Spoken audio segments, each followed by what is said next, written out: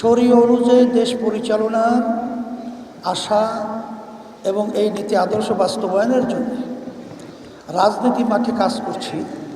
কিন্তু অনেক সময় দেখা যায় যে আমাদের মধ্যে অনেকের দীর্ঘদিন পথ চলায় লক্ষ্য এবং আমাদের যে চিন্তা চেতনা বাস্তবায়ন না হওয়ায় অনেকে হতাশাগ্রস্ত এবং বিভিন্ন ধরনের হীনমন্যতায় ভুগছে। এটা কিন্তু সম্পূর্ণ একটা, আমি বলবো গ্রাম্য কথা বলে যে কাপুরুষতার একটা লক্ষ্য। আমি পরিষ্কারভাবে আপনাদেরকে বলছি,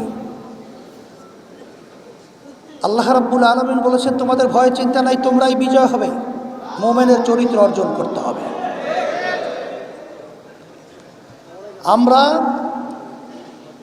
এই দেশে জন্মগ্রহণ করেছি, এই দেশকে আমরা ভালোবাসি, আর ঈমানের একটা অংশই হলো দেশকে ভালোবাসা।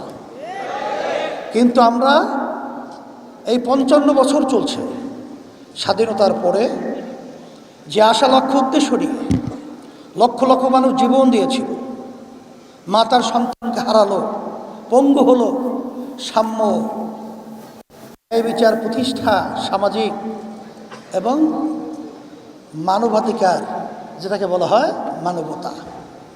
কিন্তু আমরা দেখলাম যারা এই দেশ পরিচালনা করেছে, এদের মাধ্যমে গতকালকে রাত্রে আপনারা দেখেছেন একটা উদীয়মান, একটা তরুতাজা একটা ছেলে, আমাদের যুব আন্দোলনের দায়িত্বশীল, ওকে কিভাবে নির্মমভাবে তাকে হত্যা করা হলো।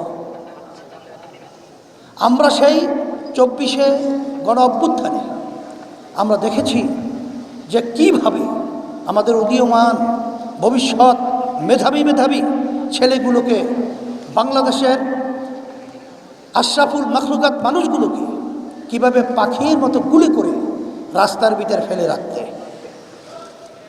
আমরা সেই শব্দ এখন আমাদের কানে দুলিত হচ্ছে।